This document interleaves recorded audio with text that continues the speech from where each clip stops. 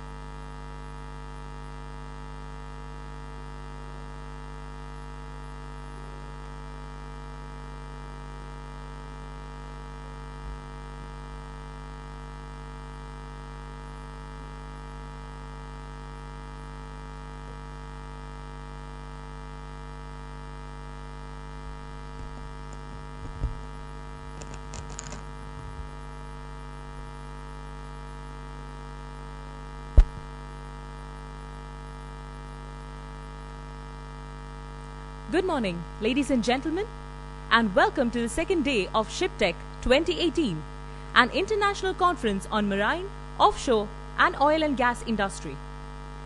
After an exciting first day and thrilling award ceremony, we are back with a lineup of some more interesting topics by our exceptional speakers for the second and final day.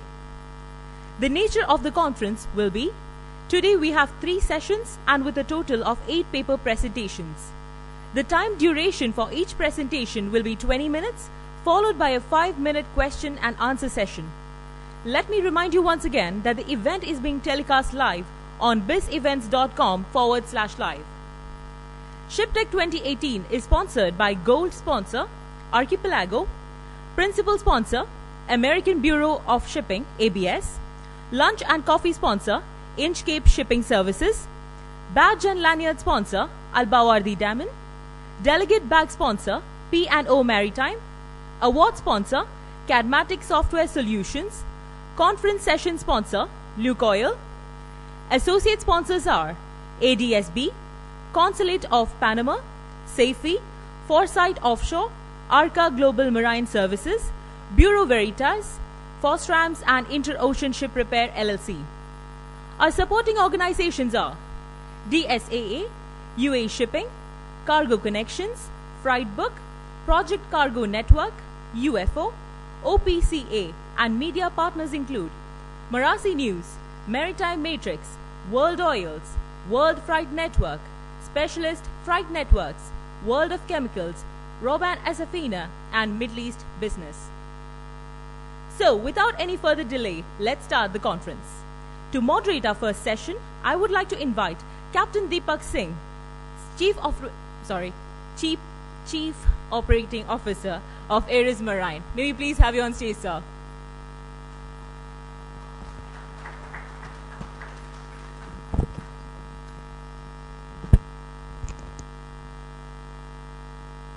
Hi, good morning, gentlemen. Most of you may know me from yesterday. I'm just filling in for the moderator who's a bit running late today morning.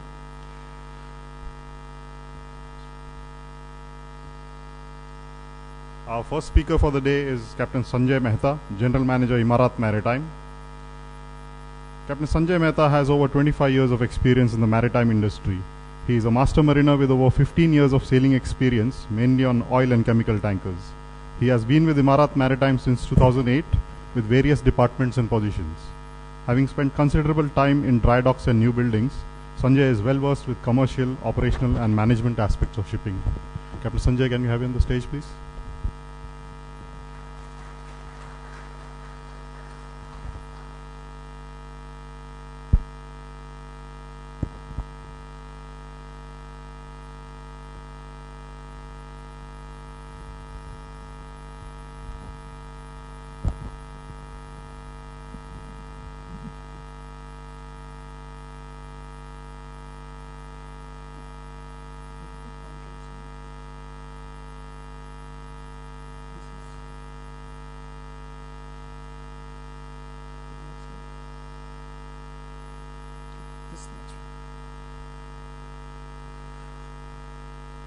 Good morning, and thank you very much for giving me this opportunity to release on the busy events to share my thoughts on fleet performance.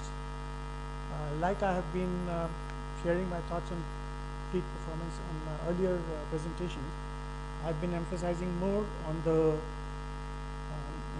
inspection regime, the audits, inspections like class PSC, flag stage inspections, SIRE, TMSA.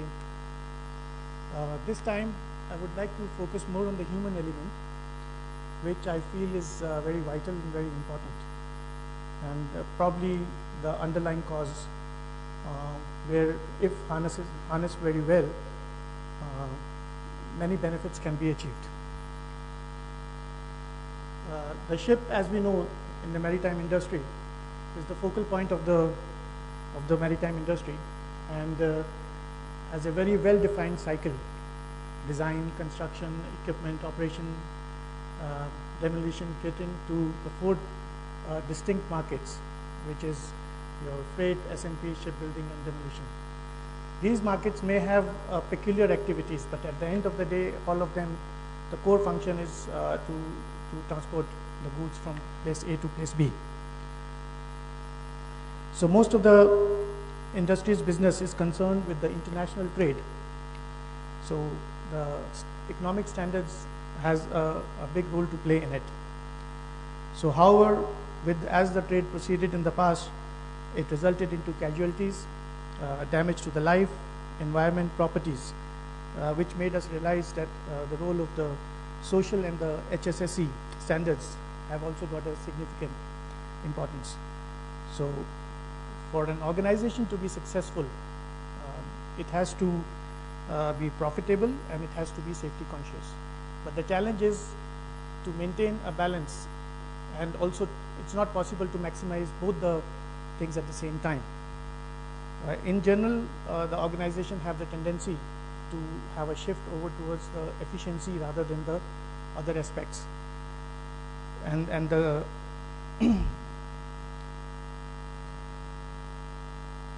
the complexity of the maritime industry is such that it has to maintain the balance and operate with the prescribed standards which are universal in scope and nature, adopted by the international conventions, enforced through national legislations, and also keep the human element in mind. The social and the social standards, which generally deals with the human element, the competency and the knowledge, and we have the HSE standards which deal with the technical and the operational aspects. When we come to shipping, we feel the shipping is more about people. You know, shipping is industry which is run by the people and it is for the people. People design them, they build them, they own them, they crew them, they operate them, they maintain them, they repair them, they regulate them, they survey them, and they also inspect them when things go wrong. So all these people may have various qualifications or a different scope of work, but at the end of the day, they are people, and they have their set of capabilities and they have their set of vulnerabilities also. So humans are not simply an element, but the very center of the shipping. They are also the secrets of its success and the victims of its failure. So it is important that we ensure that we play to their strengths and avoid the pitfalls. Just to emphasize on how much is the impact of the human element, we see that the P&I facts over statistics over the last 26 years, almost about 58 to 68% of the underlying causes of the major claims are the human error.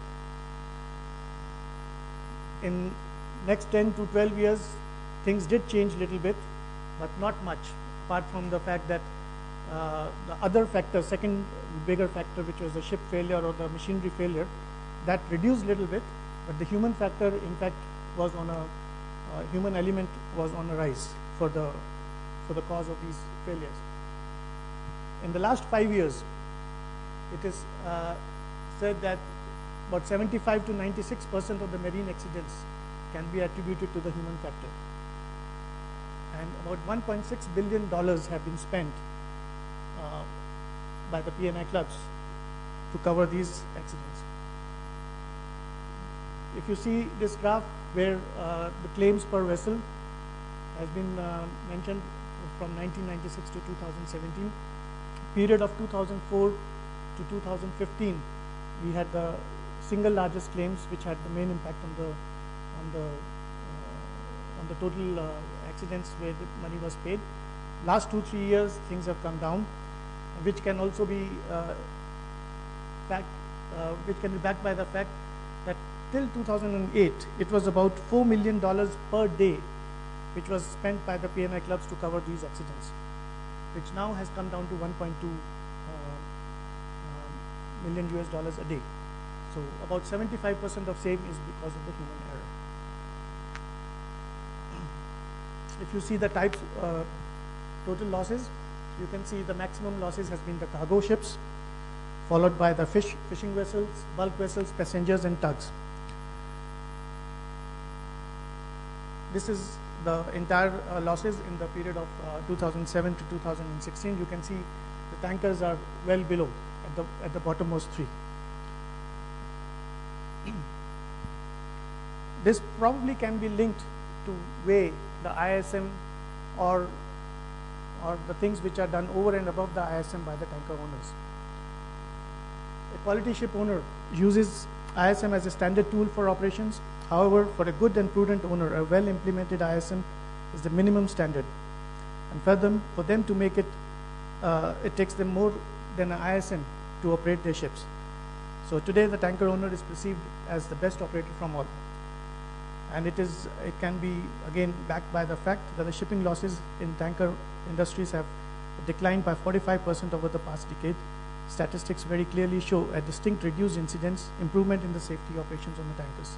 Accidental pollutions from the tankers only amount to about 23% of the pollution in previous 5 years. Tankers trade have increased ever since 1985.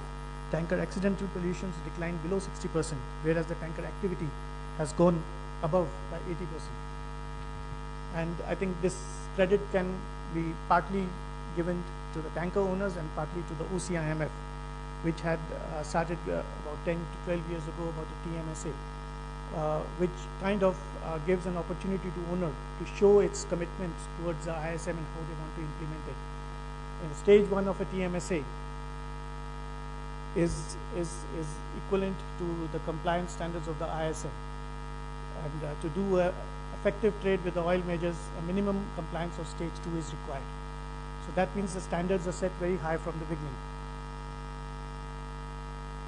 This is a graph.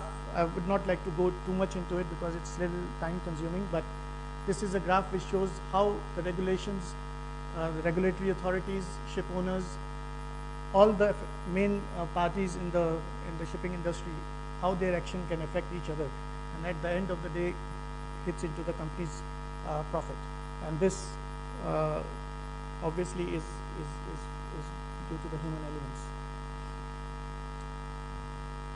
To move towards the industry goals of zero fatalities, zero pollution, and zero detentions, human element factor cannot be ignored. Everything we do together with the behavior of our colleagues, both ashore and afloat, is human element. So the basic aspect of the human nature has to be understood. But there are challenges, and the challenges are like shortage of manpower or qualified seafarers, especially the management level, fatigue and stress, lack of knowledge, lack of training or situational awareness. People tend to take shortcuts. They have lack of surveillance and enforcement. There's a complacency. They feel that nothing can go wrong with them. There's a false sense of technology, security because of the technology. They put in an alarm, okay, things will go wrong, alarm will come on, but the alarm doesn't goes off, and accidents do happen. And there's a lack of guidance also, insufficient guidance available. Coming to the shortage of manpower, BIMCO did a study in 2016, basis the figures of 2015. They released the report in 2016 where they showed that there is a shortage of about 16,500 officers in the mainstream shipping industry. Though there was a surplus of 119,000 seafarers, but in the officers' side, there was a shortage of about 16,500. And going further, they predicted that this shortage is going to increase to 92,000 officers by 2020 and 147,500 officers by 2025. So since that's 2016 till today, things have slightly changed. The oil prices have gone down, which decreased the demand for the oil for the officers in the offshore industry. So brought down the shortfall to 13,700, just an estimate as of today. But there is still a surplus of ratings. India today is the 5th largest supplier of officers after China, Philippines, Russia, Ukraine, and last month they crossed about 150,000 seafarers, and out of which 37,000 seafarers they joined the shipping industry in last 3 years. So the slowing down of the fleet growth and healthy supply of officers is probably going to eliminate this shortage by another 5 years' time. But the problem still remains with the skilled officers. Will we be able to produce officers of sufficient skill to man specialized ships? So to handle that, there has to be a lot of focus on the training and the education to these seafarers, so that these can be competent and skilled enough to manage these ships. People are always learning, formally or informally. I would say informally it is more effective. When the organizations, they invest in the training, they kind of take control over their own future. The people, most of the organizations, they say that the people are our greatest assets. That is true, but that is true only if those people, they share their experiences. They share their knowledge, skills, and attributes are aligned to the company's goals. Otherwise, they tend to be more of a liability than the assets. So informal training can be more effortless, automatic, and constant while interacting with colleagues during social work situations, picking up habits, practices, customs, and also the company's training program should take a very good, they should make a good effort into putting these things into their into their training modules, especially the informal training, because that I think is very important.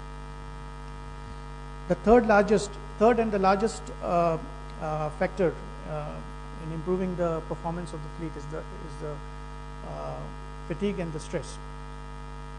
This has, most of the accidents which we saw, or the damage which has been done to the shipping industry in the past, is because of fatigue and stress. Unfortunately, though we know the importance and the presence of fatigue, I think first time it became very evident in 1989 when we had the famous Exxon Valdez incident, which costed the shipping industry about $4 billion. Nothing much has been done, or I would say lots needs to be done to address this issue. Fatigue is, to define fatigue, is a normal human response to a normal human activity. As the sleep is to tiredness, we go to work, we get a little tired, and we sleep, and the fatigue is gone. So fatigue necessarily is not a bad thing. Yes, fatigue extending to a very longer period of times is the problem.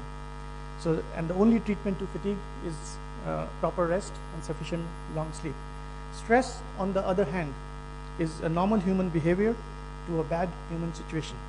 It is produced when the work demand consistently exceeds their ability to cope up and produces psychological changes. Stress over prolonged periods can result in adverse physical and behavioral changes. Seafarer, as I said, seafarer and fatigue, they go hand in hand. There are some physical signs and operational signs to identify when the person is fatigued. This particular slide, I would like to tell you that fatigue also can be short-term and long-term. Short-term fatigue, when you probably work 3 to 4 hours, a strenuous day, strenuous working hours, you tend to feel a little sleepy. So it's a short-term effect is sleepiness, but a long-term effect of fatigue can be, health disorders. Then it can affect the behavior of the person also. The contributory factors towards the fatigue is lined down over there. It can be workload, it can be the quality of sleep, it can be people sailing on the ship, the noise, the vibrations, short turnaround times, it can be change in the time zones, it can be lack of nutrition or proper food, or individual fitness levels. These contributory factors which we saw here,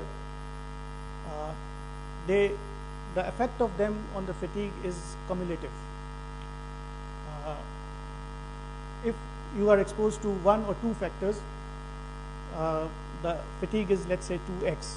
But if the exposure to these contributory factors goes up to 7 or 8 times, the fatigue goes up to 30x.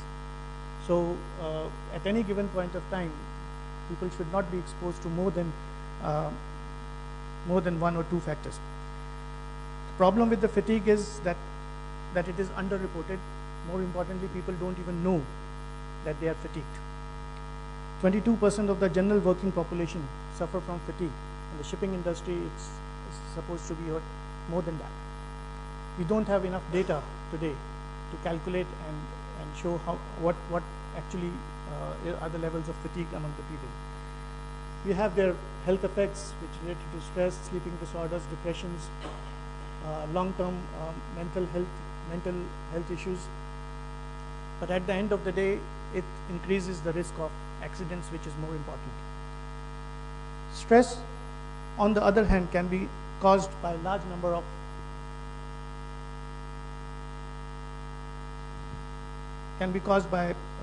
of factors which may be related to work or their personal lives.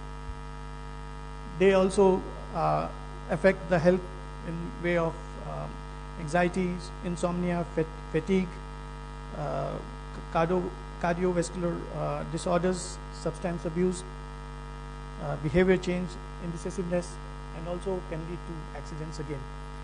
There are contributory factors which can be criminalization of the seafarers, poor management support, increased inspections, day-to-day work on board, quality of and professionalism of the colleagues, and more importantly, which we have seen the cause of the stress is the social isolation and the loneliness on board, because there are mixed nationalities which are sailing.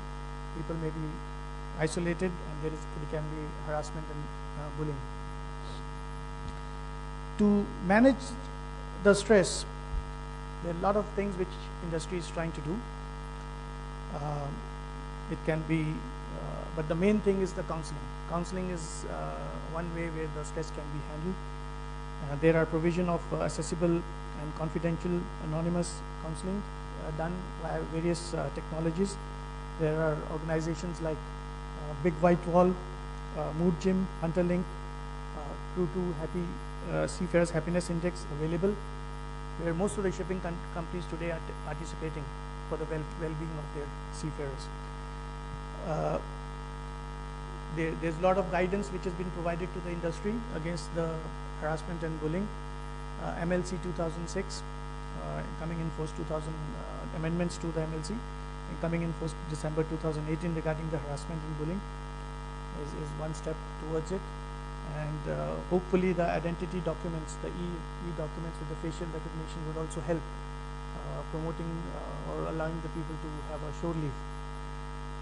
So which is a step into it. And I think the most of the shipping companies also require now to have a policy statement where they have to make sure that awareness of the policies among the seafarers as well as the office staff, and it should be prominently displayed. As I mentioned, for the well-being, there's a lot of things which we need to take into account: the awareness, the rest hours, minimum safe manning, which again is a very important factor, which should I would say that the trade of the vessel, the type of the vessel, and work involved should be considered before deciding the minimum safe manning. People should be fatigue risk management system should be introduced, which is there in the airline industry today and in many other industries. In shipping industry, it's also slowly coming in. People should be trained how to record fatigue, how to make them aware that when they are fatigued, they should be aware that they are fatigued. There should be reporting or recording facilities available. Data should be collected. Regular audits should be done, and it should be the part of the SMS.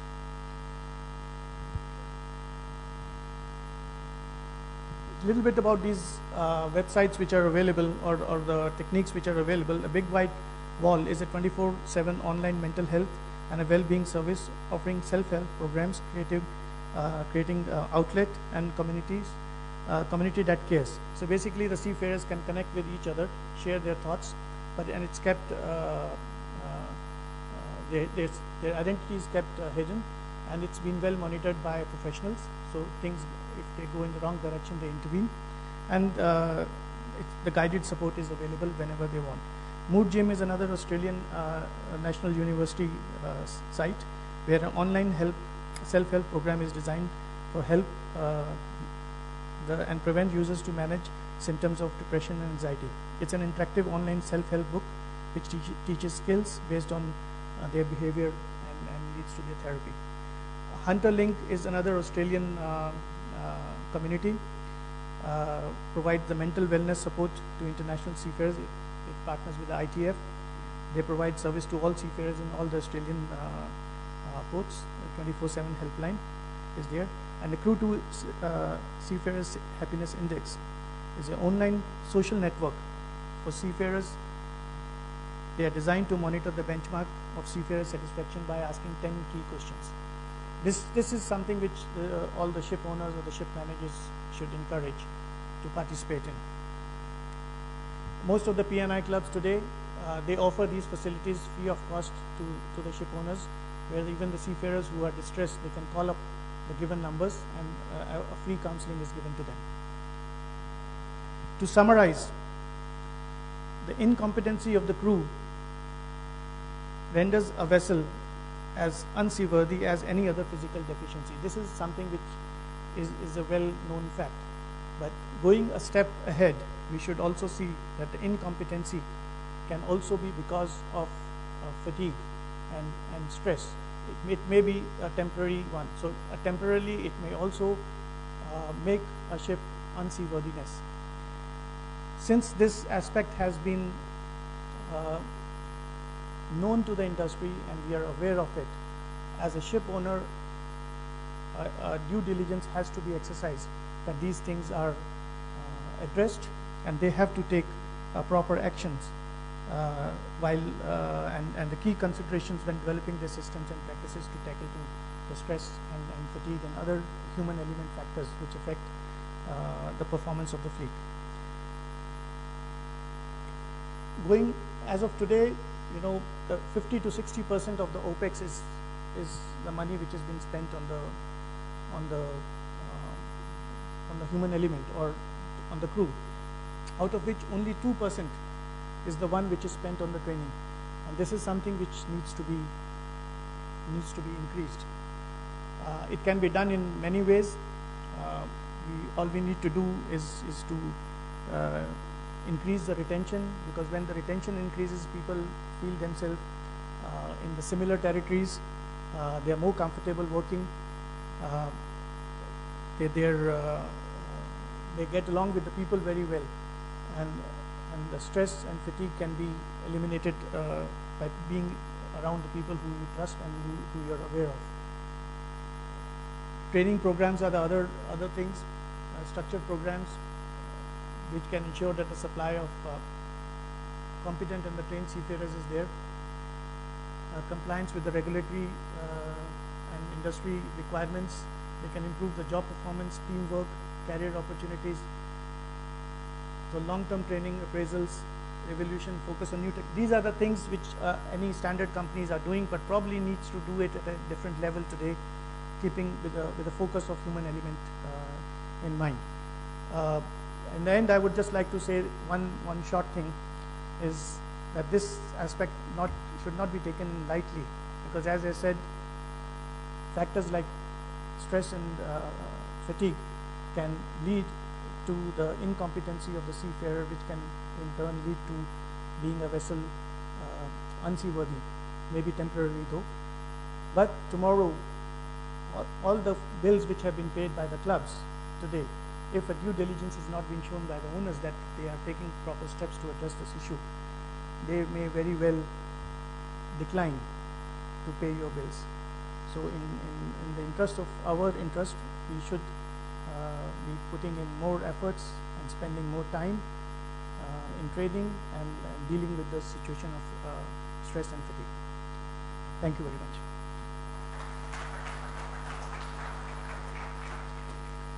Question and answers will be now or later?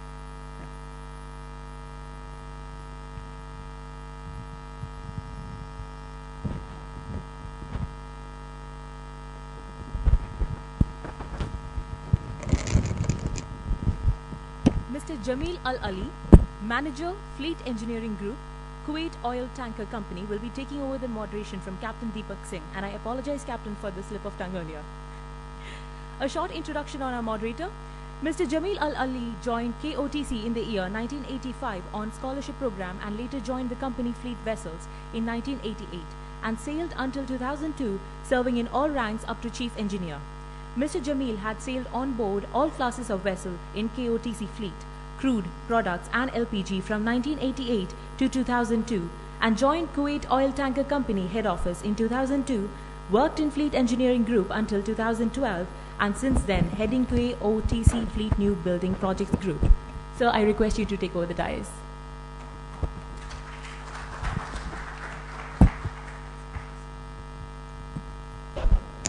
Thank you. And thanks, Captain Peter, for that excellent presentation. Yeah, we shouldn't underestimate the importance of the human factor, because people are our most valuable asset. Next speaker is Mr. Abdullah Al Sulaiman. He's Environmental Services Manager for Fair Deal. Mr. Abdullah is a chemical and environmental engineer and is the Environmental Affairs Manager and Environmental Services Manager for Fair Deal Group for the last 28 years.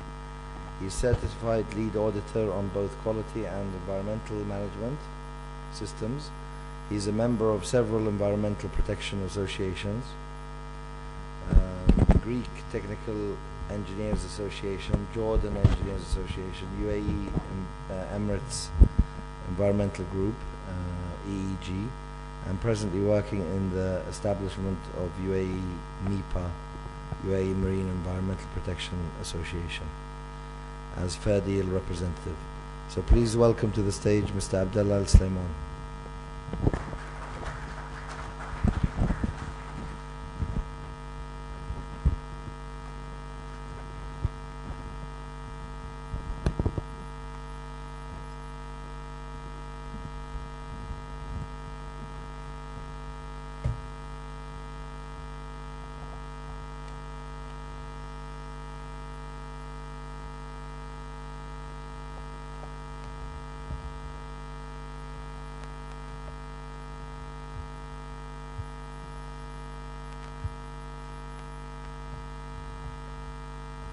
Good morning, gentlemen. Thanks. I'd like to thank the organizer for giving me this opportunity to share with you our experience in the oil spill response services as well as slopes reception and processing facility in the east coast of UAE.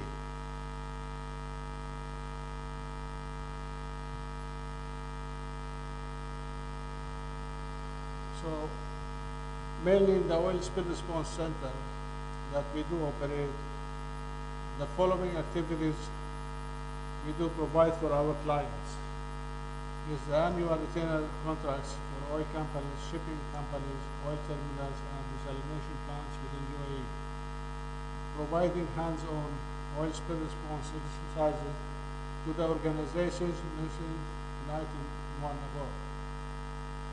Ship side cleaning of ship's hull if oil contamination occurred either from overflow or from sea oil contamination. Sometimes you know the sea is contaminated from unknown source. Oil spill removals from onshore and offshore. We do carry oil spill response training as per IMO level 1, 2, and 3. Consultancy on setting up oil spill response centers. Recommendation and supply of proper means and equipment related to this field. Share own experience in claims handling based on objective evidence.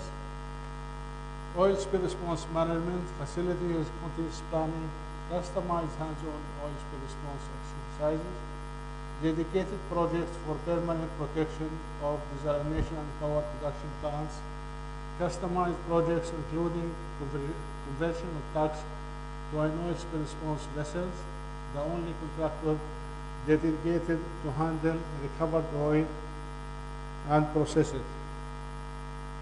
This is one of our normal exercise that we do carry using oil spill response vessel with deployment crafts.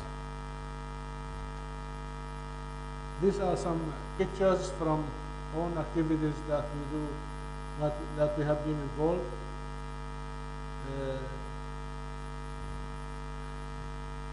top in the middle is in Hamriya Port in BP Terminal. The other one is Mina Khalid, veg oil spill. Down is Zainab spill, offshore Port Rashid. Again, some pictures of lubricant major spill in Port Khalid, which has been resulted after the explosion of the blending factory in Port Khalid, and veg oil as well, oil spill response. These are some pictures of diesel oil within Fujairah Seaport. And a tug vessel which has been grounded in the sea. This is offshore Burj Al Arab, diesel oil spill. Again in BP terminal, fuel oil. This is a conversion of the tug for the UAE Coast Guard. We have done the conversion and we have recommended some harbor boom as well as offshore boom. And we have installed 2 cranes and heavy duty boom. These are the annual hose maintenance for Bopak terminal of Fujairah. What we do is we surround it with oil boom, and inside the boom we do apply some absorbent boom in case that there is a possible leakage. These are some of the exercises that we do carry for the clients that they have signed annual retainer agreement with Oil Spill Response Center. This is from the UAE Navy vessel. After we have installed all the recommended equipment, we did carry training for them every 3 months that time. And this is very old exercise which we have carried for Babco in 1997. And this is a shoreline exercise that we do carry 4 times a year for ADNOC in the east coast of UAE. Again for the same exercise, similar one.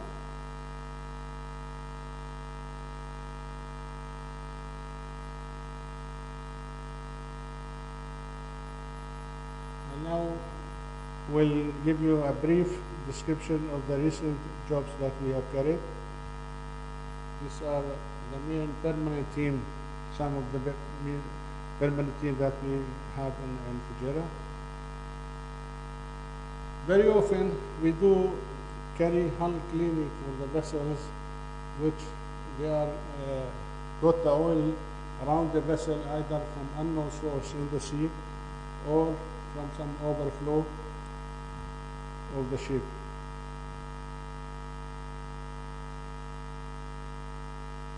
The previous picture was before cleaning, and this is after the cleaning.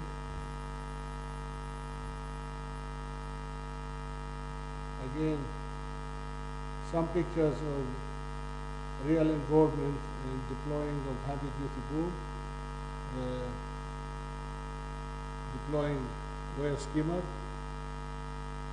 dedicated chemical spraying arms, and heavy duty boom container on the deck of the ship ready for deployment.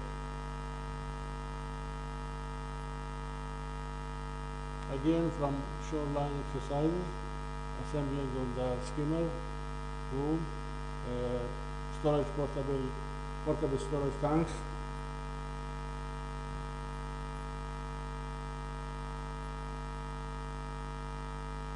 This is an oil spill happened in Hamriya from gas oil last year, January.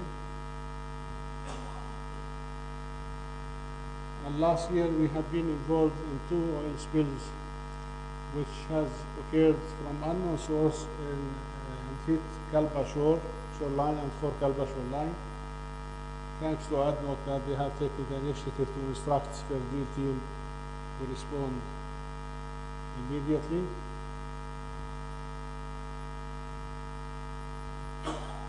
we have deployed 400 meters of oil boom to contain the spill and absorbent boom, as well as portable skimmer. Again, from some other hull cleaning job. And after cleaning, you can see the hull is cleaned off. Again, from hose maintenance for drop-back, almost 1 or 2 times a year they do that. And this is from unknown source again, inside Fujairah port.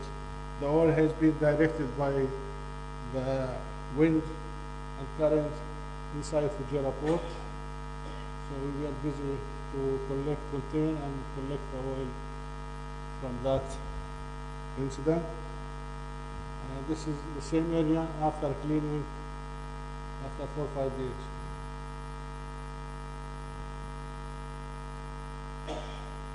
So Fairdeal, as I said, is offering membership to oil terminals, shipping companies, as well as governmental organizations. And we are available on 24-hour basis,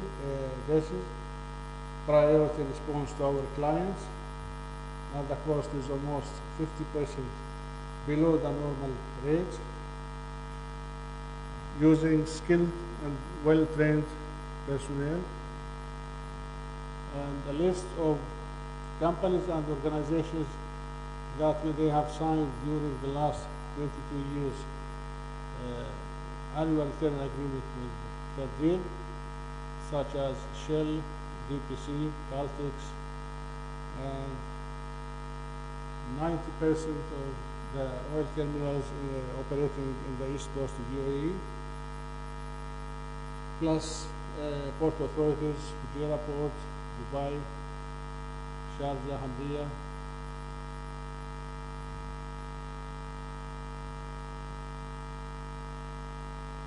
and list of some organizations that they have either used our services or they have been supplied with related means and equipment. Dubai, Abu Dhabi Ports and Company, Federal Environmental Agency, U.S. Navy, Dubai Port DPA, Sharjah Port Authority, Fujairah Port Authority, Ajman, Ras Al Khaimah, Fujairah Municipality, UAE Coast Guard, Dubai Police, Sharjah Pipeline and Abib, Emirat, Vapco, Persian Petroleum, Fujairah Refinery, DPC, and many more.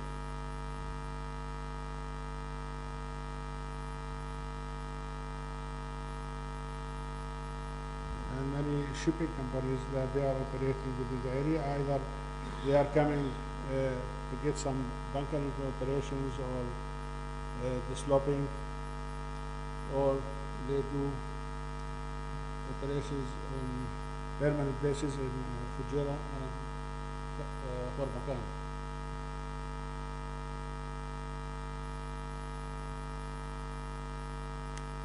Fairdeal provided several other shipping companies minor and medium oil spill response services within the jurisdiction of the UAE, and hull cleaning as well.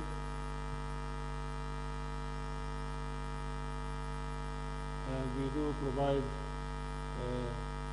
oil spill response equipment either from the USA, South Korea, Finland, Sweden, Norway, Spain, and Italy. And we do provide reception facilities for disposal of recovered oily water mixtures.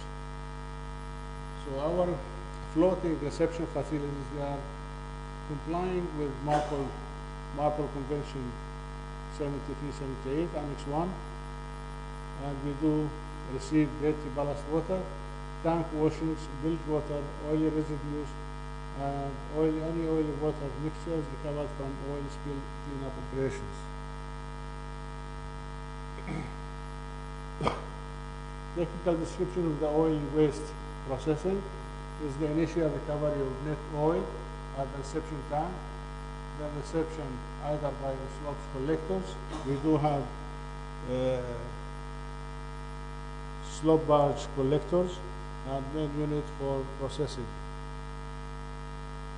We do use multi-stage gravity separation technique for the remaining wastewater, then second recovery of more separated oil, then wastewater processing is by itself another operations. Some pictures of our vessels are providing the STS operation to receive the slope oil, and one of our captains operating the system. The small one is our vessel, the other VLCC that delivering their slopes to our tanker. And this is the clean water after separating oil from the water according to marble requirement. This is an acknowledgement received by United Nations for our effort to keep the marine environment clean. And this is from the U.S. Navy workshop that they do invite us on an annual basis to share with them our experience. And this is a little bit of appreciation from DPA, in which we have been involved heavily in the last major incident in 2001 from an illegal smuggling vessel. And the latest certificate that we have received from MIMAC, according to market requirement, they have sent an inspector, and he has inspected all our operations with regards to oil spill response services, as well as slopes reception and processing facility. Finally, we do always say that it's easier to remove oil from the sea rather than from the shore. It is a must to have capable people willing and take response decisions quickly in order to achieve the best results. A realistic spill response plan with trained response personnel and effective response equipment are essential. Plan for the worst and hope for the best. Thank you.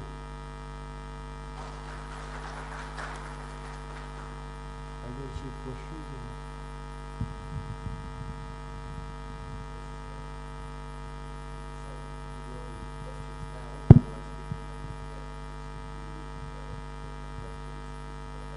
Okay.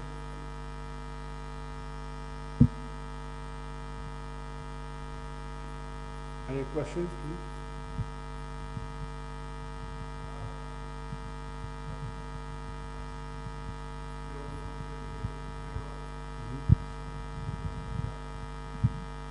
Thank you very much for this. What is the GAMCO? Is it the Gulf Oil Countries Oil Pollution Organization?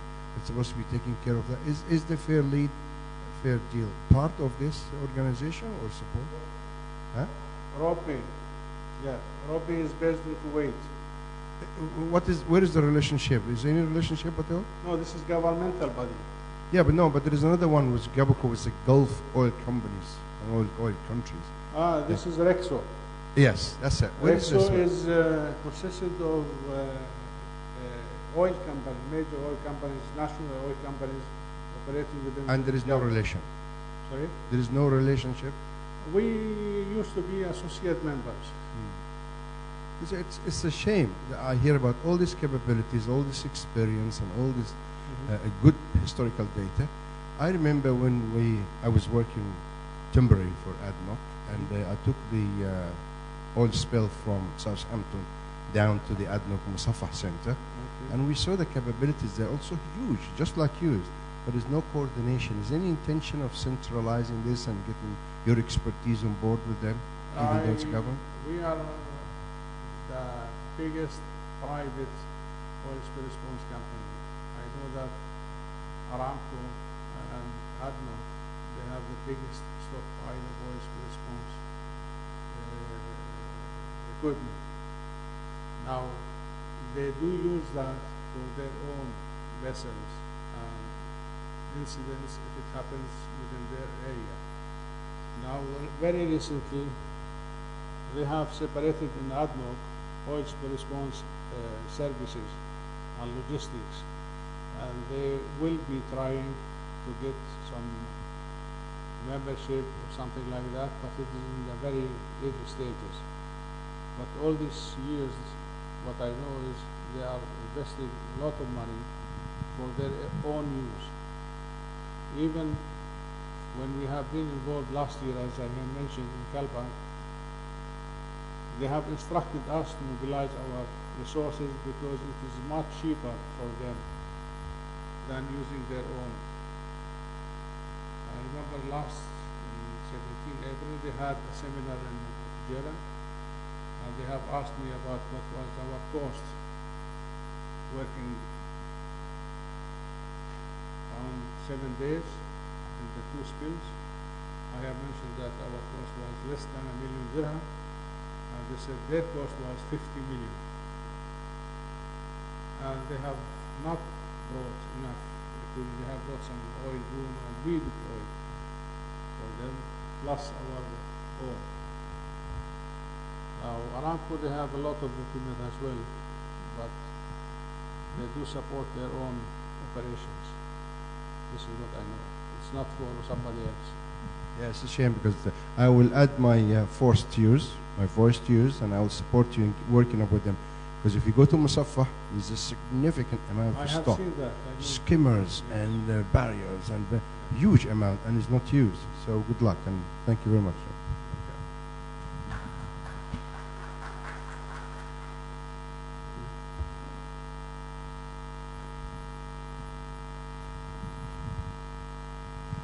Okay. I call Captain Sanjay Mehta back to the stage to take questions.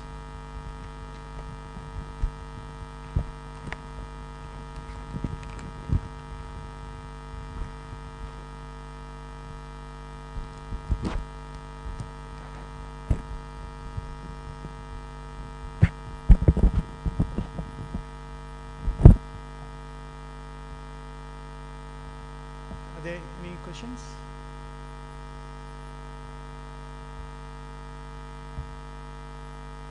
I think we are running a very quick.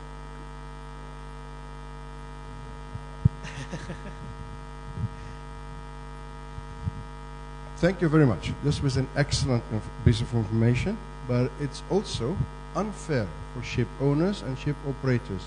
And I'm raising an alarm. I'm getting a bit sick and tired of the MLC requirement in one direction. Fully supportive of the rights of our seafarers to have this and to have that, but no one in the MLC tells me what's the penalties if that seafarer mess up and really disturb my business and refuse to work in the circumstances that he or she is the cause of it, or pretend to be sick and leave, or make a false allegation against the ship owner or operators and ship get arrested for unlawful reason, and then find out later that it is not true, etc., etc. I have some examples that's documented. In fact, I went further than MLC by complaining to government. I went to flag administration and just said this seafarer should not be allowed to continue to operate or continue to license. Acting for sabotage and holding the vessel hostages in the middle of the ocean because there's different views between the masters and the chief. This is also a violation of the code. MLC have given a lot of good rights to the seafarer, but has not given any rights to the ship owner and the ship operator when the seafarer is wrong. Can you tell me if you have done any work in there? Thank Yes, I actually do share a lot of sentiment you have towards this, because we being ship owners ourselves are facing these problems very often. It's easier to point fingers at others, but we have to remember that MLC is a convention by ILO, and ILO is the International Labour Organization, and obviously their interest lies in the best interest of the seafarers or the labourers, not for the ship owners. It is up to the ship owners associations which has to take up these matters with the competent authorities. Unfortunately, historically, ship owners have never been united. Even if there are certain associations for ship. BIMCO is one of them, Intertanko is, but they have no teeth. BIMCO, over a period of time, they've done a very good work. They still continue to do a lot of good work, but somehow they have restricted their scope of work towards the commercial or the documentation part. They have come up with fabulous contracts and all that, but when it comes to these parts, these segments, they have not done anything else. But again, on the other side of the thing, we as a ship owners, we have to do something. And what I, as also heading my crewing department, apart from the other departments, what I'm trying to do is I'm trying to take help of all these. It's an investment, no doubt about it. Our employment recruitment procedure has to be robust, because what we do, generally a ship owner does is just leave it to a crew manager who's sitting down in India without even visiting their offices in 2 to 3 years, what they're doing, how they're recruiting, what is their systems in place, what are they telling the seafarer about the ship owners. Without naming anybody, I'll just give you an example. We had crew managers earlier, and I had an opportunity to move to India for 4 years because of personal reasons, and I took this ownership of employment or the recruitment of the ship staff. When I started interviewing my ship staff who've been sailing with us for about 7 to 8 years, I was surprised when I asked them about Emirat, our company. They hardly knew anything about us. I asked them, who are you working for? So they gave me a name of the manning agency.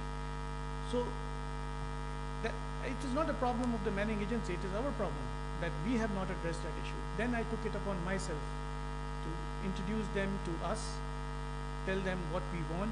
Today, a crew manager's role today is only limited to source and propose the candidate.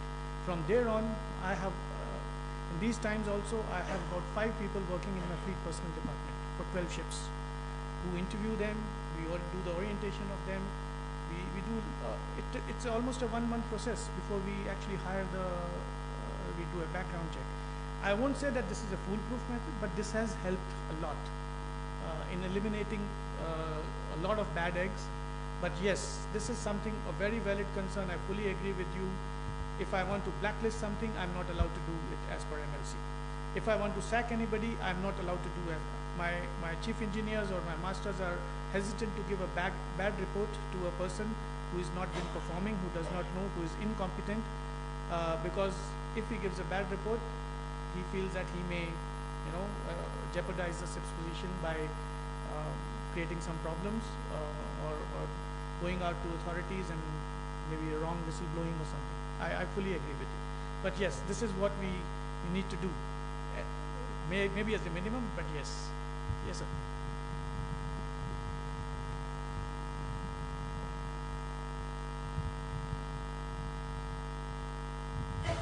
Just coming back to competency and having competent crew on board, I'd like to, what do ship owners in fact do in terms of setting the benchmark for what they want as their staff? I think that's where some of this problem lies, because we've begun to lower that benchmark over the years.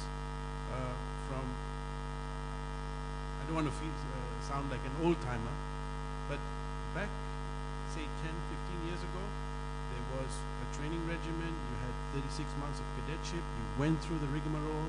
There was a professional, the thing of being on board and going through your contracts and things. And you were held at a certain professional etiquette. We've lowered those standards, and I think that's where we fail ourselves as vessel operators, vessel managers, ship owners. And if we're going to have, or we want to have competent staff, then we've got to set ourselves that standard and demand that from our employees. Definitely, sir. Unfortunately, because of the times the ship owners have faced the markets since 2009 onwards, training has taken a biggest hit. That's why I was trying to show in one of my slides. It's only 2% of the total manning budget. It's not the 2% of the total budget, but 2% of the manning budget is attributed to the training. Also, the general tendency of the ship owner has been to comply with the minimum, and the flag state requirements or the MLC requirements, they state only the minimum requirement, a minimum safe manning. Now imagine running a VLCC with a 16 people. You cannot do that. So now some ship owners, they put 16 people. I mean, nobody put 16, but some people put, some companies they put 22, some people put 24. That extra 2 people is an additional cost. So, and it depends on the owner to owner how they want to do it. I mean, I cannot speak much about others, but I know most of the good companies, they have allocated a substantial budget with regard to the competency. They have enrolled a lot of programs to build up upon the in-house competencies they have. Retention is very, very important. You have to, it doesn't cost much. So it does cost, but it doesn't cost as much as compared to the benefits you may have if you retain people. What we do, I mean, I can tell you what we do is for each level, we have a structured promotional programs among our seafarers. We have minimum criteria. This is the sea time he has to finish before he's considered for the next promotion. Fortunately, we have an office back in India where we have a technical department where we also have the operations department. For example, a chief officer who is due for promotion to the master, he's required to spend minimum 2 weeks in our office, working with various departments, going through the SMS, giving his input, where we get a feel of, you know, how comfortable he is or how much he understands our philosophy, what is the level he has. We make him do 1 or 2 more contracts as a chief officer, or so what you can call as additional master, though technically it may not be a very correct word, where and I have seen that the 2 weeks in the office makes such a marked improvement in his performance. He understands what is expected out of him. He also has the confidence that the company is seriously thinking about his promotion. He puts in double the effort to learn the master's job and improve his performance. Same way for the junior ranks, the orientation time is 1 week. I would want to make it 2 months for the senior guys and 1 month for this thing, but yes, we have our financial constraints, so whatever best we can, we are trying to do. But yes, also I'm actually working with certain organizations, training organizations, to develop a software where we have a random, like we have a CES test for where the seafarer goes through random questions to answer basis which we realize whether he's fit to be employed or no.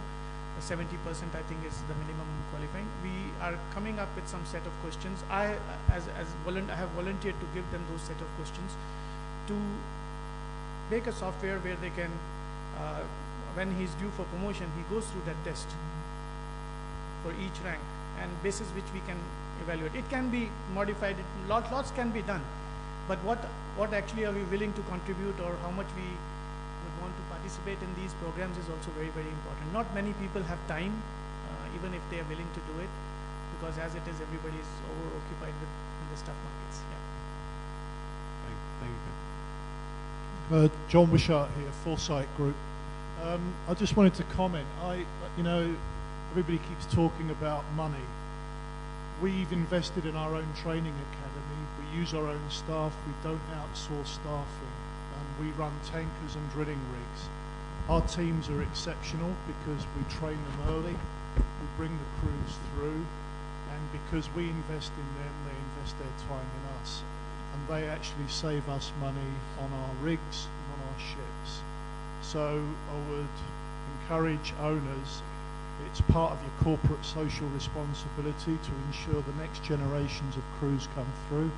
We all got a chance when we're younger. You've got to do it now. You can't outsource it. You can't do it through software. You've got to invest time and show people practically what they need to do. Can I make a comment? That's fantastic. That's a good, prudent operator, really looking forward for business success, but it costs you a lot deal. I'm going to comment on my colleagues about the competency. I don't think we are qualified to do that. What he's asking for about the level of competence is coming down. We are operators. We expected people to be competent before we actually employ them. There is an academic and a government and authorized bodies to assess the competencies and play with it. I have always said in conferences the STCW is falling behind and is no longer fit for the purpose. This is what I think the problem is. If the STCW was the authorized body who does the certification, watch scheme and all the stuff, is not really raising the bar or increasing or improving the standard of the competencies, we cannot as an operator take that role as an academic role and start looking into increasing. If the guy comes with a master marine certificate, that's what it is. But what my colleague said, he go further and give him extra training over and above the mandatory one, because he wants an overperformance, excellent performance, etc., etc. Zero accident, zero incident. This is all at a great cost, which you rightly pointed out. So we need to agree here that the root cause is they got the STCW and the standard of training that we got in the first place. And that's, I think, the answer.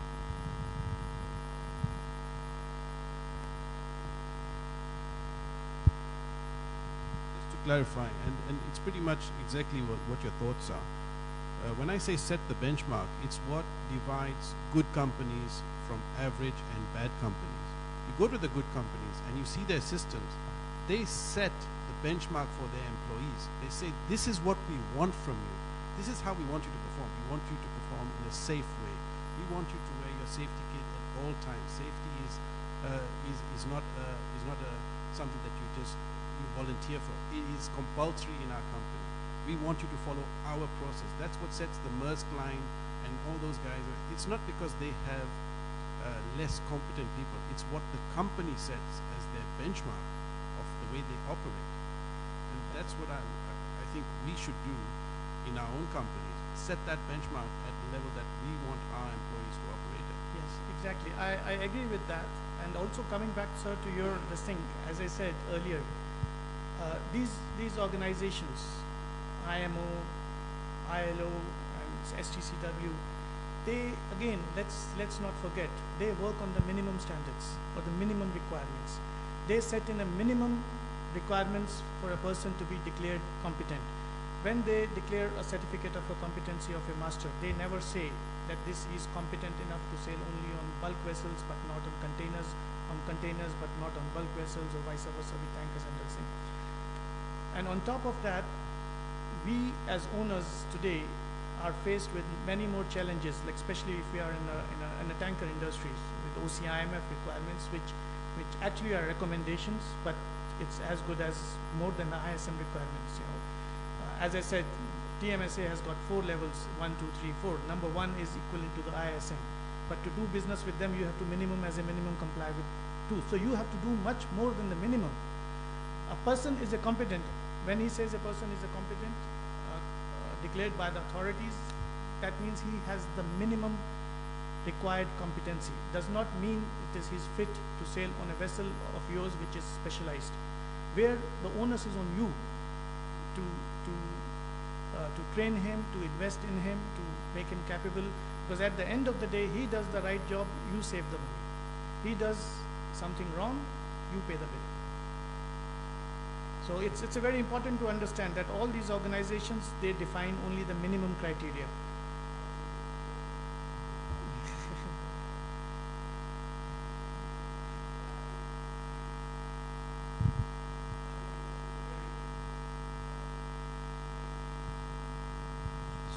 On shipping, as you mentioned before, I mean, most of the saving as well as the safety are 100% relying on trained personnel on board the ship.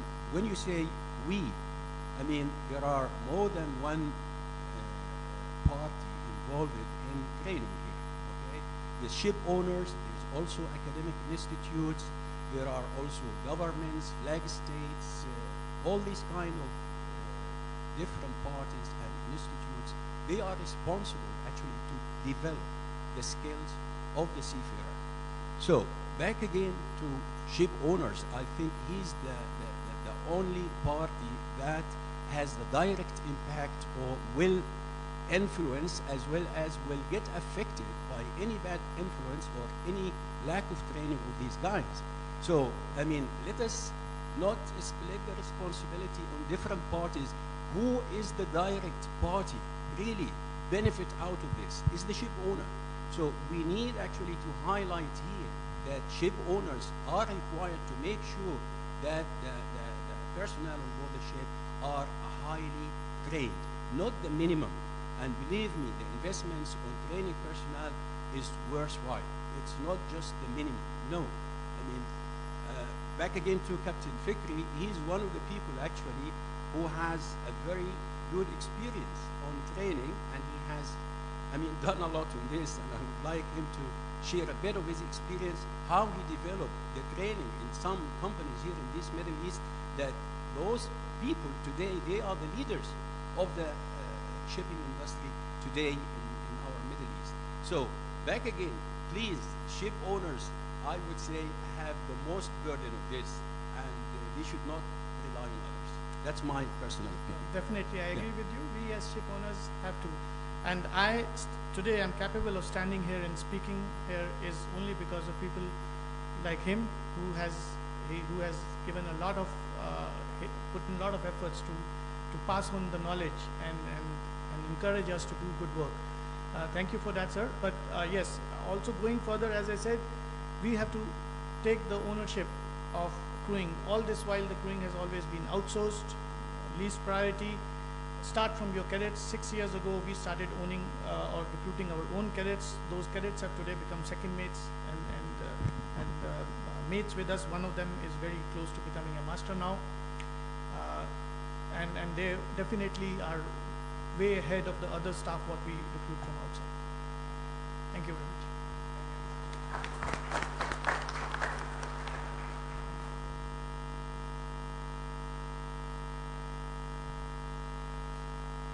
Thank you, Captain Sanjay. Our next speaker is Captain Valerio De Rossi, Marine Manager, Board Drilling Management, DMCC.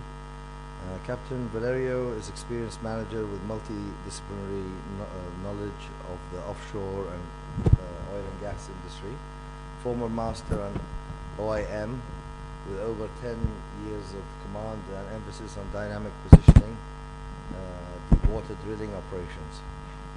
He has worked offshore and onshore in 16 countries over 3 continents, in many challenging projects, and as hands-on experience spanning over 2 decades in the industry, underpinned by formal education as postgraduate level in marine operations and safety management. Besides being an active presented as various renowned conferences and events, Captain Valerio holds a doctorate in professional studies on human behaviors and safety management from Middlesex University. So please give a warm welcome to Captain Valerio De Rossi.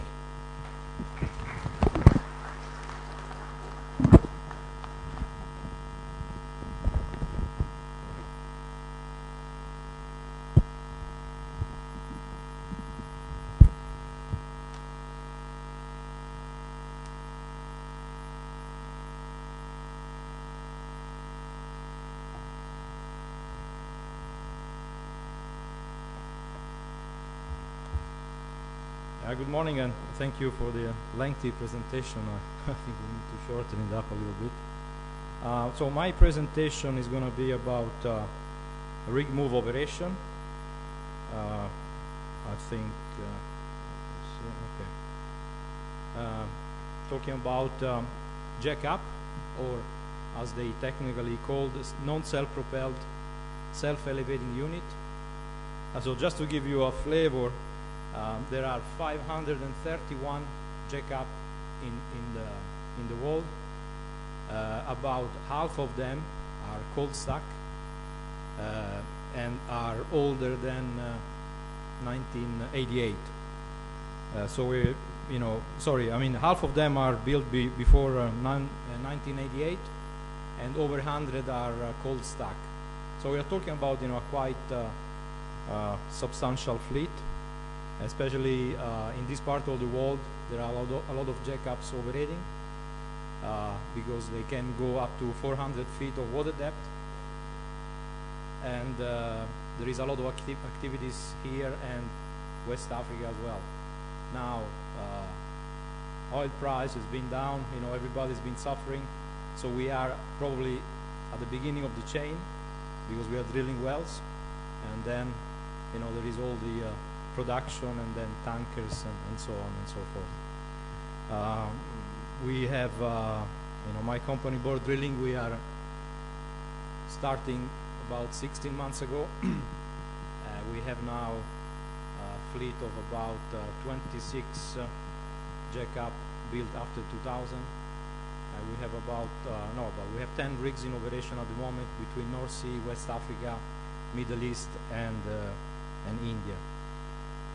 So I just wanted to do this presentation. It's going to be hopefully short and sweet, and probably going to give you some information, technical information. Some of you may know as well the challenge of moving one of these rigs, which are self-elevating and non-self-propelled.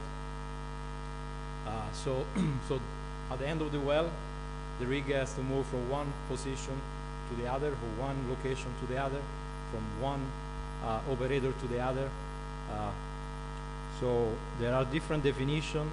Usually the normal field move is between 12 hours, and then there is an extended rig move over 12 hours, and sometime maybe an ocean tow if it's economically viable. Otherwise, there is the use of heavy lift vessel, which is more economic. There are a lot of parties involved. The most important thing, when you change location, you need to know two things. You need to know what soil is gonna be on your new location, and you need to know, how is the seabed, because it is very important, because they are self-elevating, so the legs are gonna be in the soil. So it's very important to see what type of soil you have and how is the seabed. So those two things, in order to get the type of soil, the most important data, you can get them from a borehole. So you know exactly what type of soil you're gonna have. So this is the most valuable information that you have. There are also seismic survey, so you can get some data, some soil data from this shallow seismic survey, and also you can have some sample from the soil, and you can get some flavor of what type of soil you're gonna encounter. Again, seabed survey, there are many different ways of having a seabed survey. You can use a side scan sonar. So this is one representation of the sonar. Again, it's very important to see that there are no rocks, no obstruction. Also the depth of the location. You can use divers or ROV. Here in the Middle East, there is a use of divers most of the time because of shallow water. We're talking about 25 meters or so. So it's more effective to have a quick diver survey. Usually they do it before and after the rig move, after the implantation of the rig. You can use also an important survey is the magnetometer, which identify any any pipelines or any object that can be below the seabed. With all this data, then you need allocation approval. This is because of insurance, and also because you need to know exactly what's going to happen once you are in location. So there are specialized company, marine warranty surveyors, that they do a study using geotechnical engineers as well. So they have all the data from your rig. They have the soil data, they have the seabed survey. So they do a calculation, and they calculate the most important thing is the leg penetration, how deep the leg is going to be in the seabed, so that you have a clear idea of what's going to be your leg penetration. in the new location. And then they also issue some warranty requirements, and this is crucial for the warranty, for the insurance. So when you arrive in location, these rigs, they do what we call preloading, which is basically taking ballast water on board, and the idea is to simulate the maximum storm condition that you can encounter in that particular location. So you're going to simulate, the maximum condition that the rig can be exposed in that particular location. And also you, with this preloading, you push the leg as far as they can go, and if the calculation is right, they're going to end up pretty much where the geotechnical engineer calculated. So that's why the soil condition is very important. As a drilling contractors, I see our colleagues here. We face sometimes challenges with the operator because they have soil data from 5-6 kilometers away, and they say, okay, it's pretty much the same. You're going to drill, a few miles away. You can use this data, but can be completely different. Even within few hundred meters can be completely different. So, and the risk here is that you can have what is called a punch through, so which means that the leg can run through the soil, and the extreme effect can be the complete loss of the rig. As happened before, there are ways of mitigating the risk of preloading. Depending on the condition, you can preload at a minimum air gap, so you just pick up the hull close to the seabed, so in case of a run through, you have the rig not too far from the water and you can float away. But it's very, even though it's not a self-propelled vessel, is towed, there are a lot of technical difficulties that sometimes is not very clear, the challenge that the drilling contractors have when they move these rigs. And like I said, the insurance is very important. Depending on the marine insurance policy that the drilling contractors have, there are certain conditions that you must fulfill in order to be covered by your insurance. Condition that is called as a warranty, which is basically a clause of a particular requirement that the underwriters are asking. Depending on the policy, that I think there is some here from the PI Club. This is under Harlem Machinery policy. So usually there is a requirement of allocation approval. There is a requirement of a marine warranty surveyor on board the rig. Again, this depending on the policy. So we are insured by the Nordic plan. So the lead underwriter is requiring to have a marine warranty surveyor on board for every rig move. And the marine warranty surveyor basically has to ensure that all the procedures are followed, and the marine warranty surveyor issue the location approval and also the towing certificate. So we ensure that everything is in good condition, all the towing gear, the selection of the towing vessel, and finally issue a certificate of approval for the towing as well. And then there is a tow master, called also rig mover, which is actually the person in charge of the tow, and again is working closely with the marine warranty surveyor. So the tow master is in charge of moving the rig, and that can be challenging because of depending on where you go. If you go in open water location, of course is easier to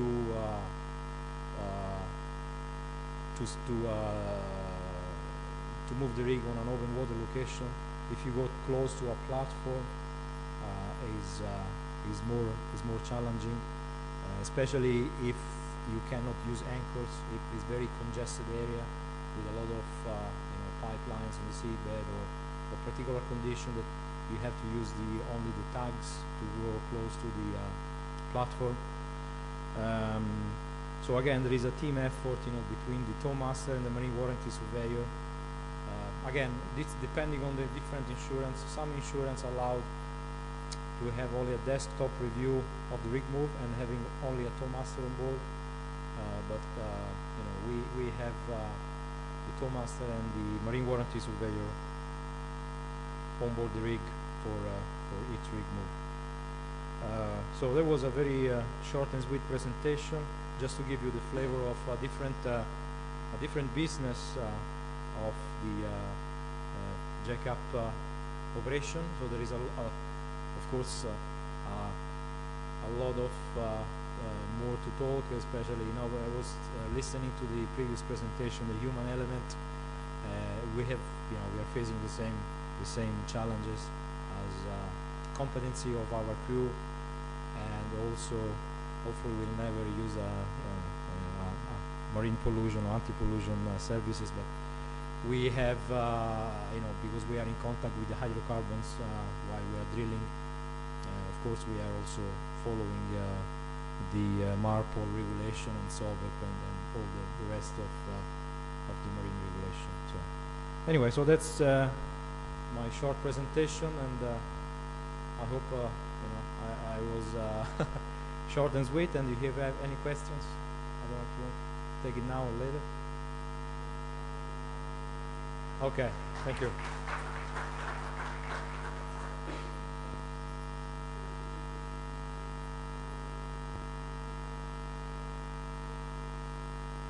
Yeah, okay, so basically there are two different categories of drilling rigs. The shallow water, which are usually the jack-up, that can go up to 400 feet, so about 120 meters of water depth because of the leg, because they are self-elevating. And then there is a deep water, there is mid-water and deep water. So to the other extreme, we are talking about 3,000 meters of water depth, so which are like the Deepwater Horizon or the drill ships. And they are, for the deep water, they are on the dynamic positioning, so they cannot, of course, with that water depth, there is no way of using any mooring system, so they are purely on dynamic positioning. For mid-water, up to 300, 350 meters of water depth, 400 maybe, there are also moored rigs, with the mooring spread. But like I said, now on the deep water side, there are mainly DP rigs, semi-submersible or drill ships. I'm very curious because I'm just trying to think, how did BP get the location approval for 5,000 meter? And because I understand, because they are self-assured, so therefore they can insure themselves. Correct. That's Yes. one side. Yeah. But the other side is the owner of the terminal, which is obviously the American company, had recovered the insurance payment for their own asset. How does that work out? So the difference between, the insurance on shallow water, on deep water? No, they're both insurance in deep water. The Deepwater Horizon is not owned by BP. Yeah. It's actually Correct. hired by BP. Correct. Yet BP got the approval for the location, which Correct. exceeded 5,000, Yeah. only because they are self-insured themselves. But Yes. the asset owner claimed the $2.8 billion on the actual platform. Yeah. I mean, there was a very complex case, and the thing is that BP was the owner of the field and the owner of the project, if you want to call it in this way. And then they contracted a contractor, in this case was Transocean, and BP was responsible for developing all the well construction, all the well program, and the Transocean was only executing what BP had developed. So Transocean was blaming BP, saying, okay, I'm doing what you are telling me to do. So you have all the authorization, as you said, from the government to drill this well in this way, in this fashion. I'm executing what you've done. BP said, yeah, you did execute it safely because your equipment was wasn't working as supposed to be, and your people weren't training and didn't react the way they're supposed to react. So there was a blaming. And then there was a third party, which was a specialized company doing the cementing of the well, because when you finish one section of the well, you have to cement it, like stop it, and then go ahead for the next section. So they were blaming this third party because they allegedly they accused him not doing a proper job, proper cementing job. So there were a lot of different parties, and of course it was a huge spill, and it was a major disaster. 11 people lost their lives. So it can go wrong very, very quickly and very badly.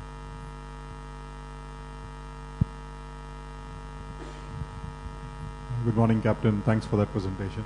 And I would like to know your experience and your opinion on the appointment of the tow master to act also as the MWS, which, as you know, is common in these areas sometimes. So I just wanted to know your experience on that. Okay, so like you said, it's very common in this, not only in this part of the world, but there are a lot of companies that are doing that, and I had experience, both ways, having a tow master wearing two hats, and working with marine warranty surveyor and tow master as two different person. I think it depends on the underwriters and insurance plan that you are following. There are some company that they are willing to be self-insured or to pay higher premium, because it's always a risk balance, so it's a risk assessment. So if you can mitigate the risk and you can have a marine warranty, an independent marine warranty on board, and then a tow master, I think you can demonstrate that you are mitigating your risk as much as you can, and they are following a procedure, and I think you can reduce the premium.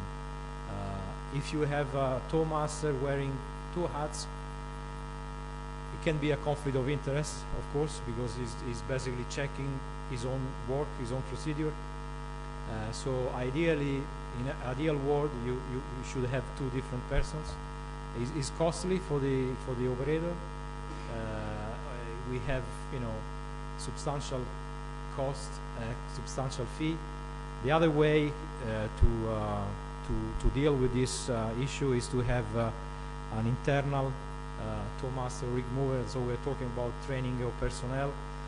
So you can develop your own internal rig mover that are approved by the marine warranty, and the marine warranty is approved by insurance. So it's like having an external tow master, but is an employee. And in this case, you can mitigate the cost and not having a conflict of interest, because you still have the marine warranty on board. Well, thank you for that very much. Okay. Hi, I've just heard this conversation, so I'd just like to know marine warranty surveys. What happened, mostly underwriters, when there's a rig movement, they incorporate for each movement there should be warranty, and the survey should attend that movement, right? Including seabed assessment, right? Yeah. So do the companies also have their own internal procedure for seabed assessment or for rig movements? Yes. So it's definitely everybody is interested to reduce the cost, even to reduce the premium. Sometimes if the big companies, big brands are having their own procedures, some underwriters prefer that if first movement, they define it, if it's more than 250 nautical miles, if there is a standard procedure below 250 nautical miles, if the company has the standard procedure, they can remove that warranty survey. Yeah, so I mean, you're right. I'd like to have your comment on this, that do all the companies have their internal procedure which can be shown to the underwriters, and once it is shown and it's approved, then definitely they can waive it off? I mean, the question I think is twofold. All the contractors have internal procedure, but they are mainly because we are dealing with our client, okay?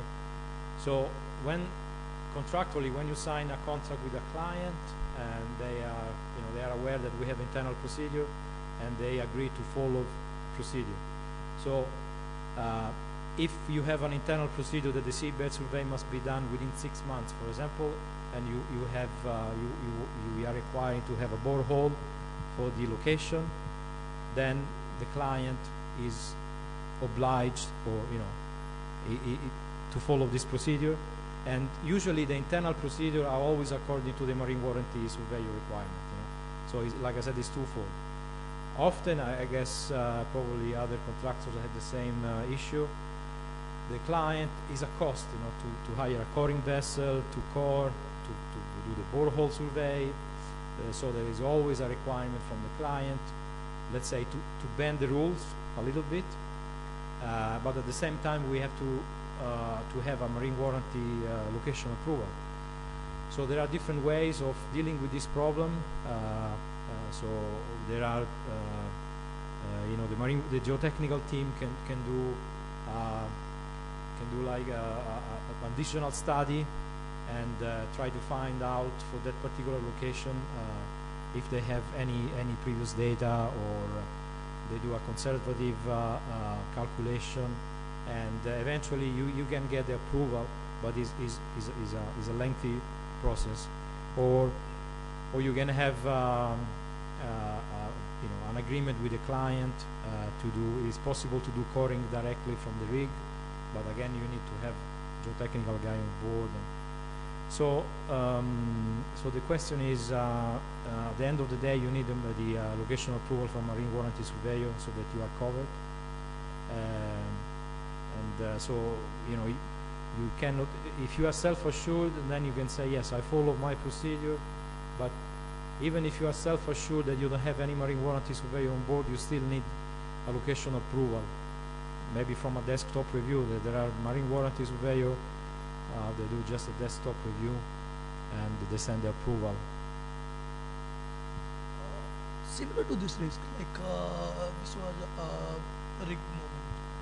We have another, lift boats, and those are not drilling units, but these are lift boats and having self-propulsion. So, what is your suggestion to the shipping companies, whether those lift boats who are having ship propulsion, self-propulsion, whether these to be moved on propulsion or by using tug help? If you, the whole purpose of having a self-propelled barge or jackup is to save money and be more efficient. So surely using your own propulsion, you save quite a lot of money. And some of them, I know, they are also DP. Even they are not drilling units, so they do different jobs. For example, renewable energy.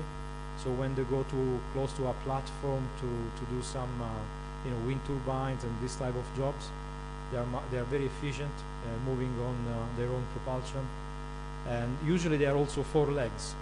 So it's a different ball games, because with 4 legs you have much more flexibility in terms of seabed, and also for preloading. You don't need a lot of ballast water because you can use your own weight to preload. So I guess I'm not sure about what type of insurance they have, but I think they have licensed STCW personnel on board, and so they are authorized. They are same as any other ship, so they can move on their own. I think the soil condition and the location approval may play a role for the marine warranty. Thank you.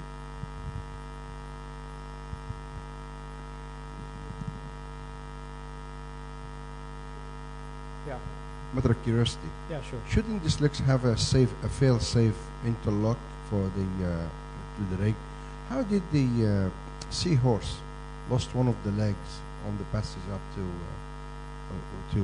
America, and she actually tilted down with one of the ballast tanks out of alignment?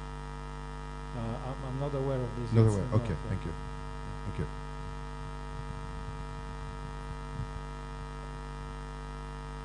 Right. Thank you very much.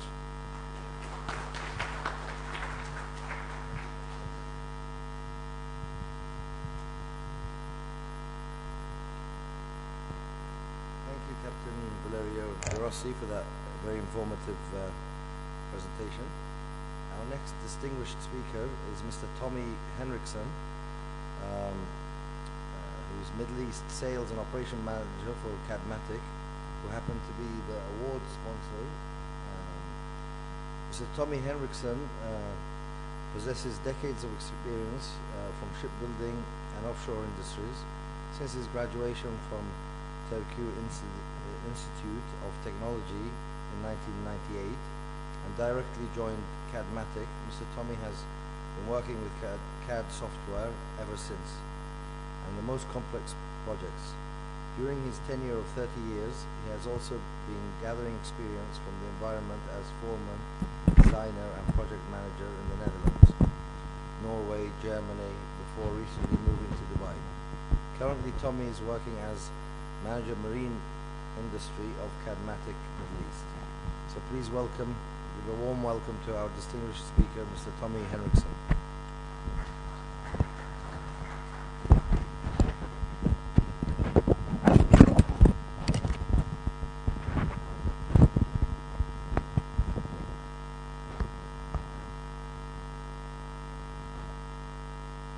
Okay, thank you. And yes, it's still morning. Good morning. I will tell you something about our latest information management product called eShare. And eShare is the tool for taking 3D review a little bit further or beyond what is it at the moment. Traditionally, the problems in projects, in any project, also in shipbuilding and offshore building and operations, is that where to find correct information. Some of you are been around as long as I have been. They might remember the time before the internet and data networks and databases. Then the problem was where to find the information. There was no information available enough. Nowadays we have plenty of information, too much, I would say. And the problem is where to find correct information.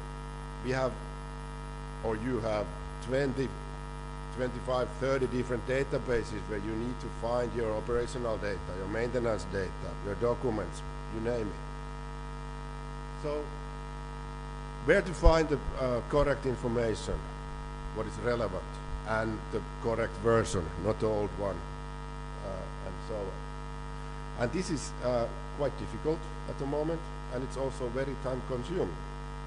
We have done some studies and noticed that, for example, design engineers, nowadays they're using 25% of time, their work time, to search in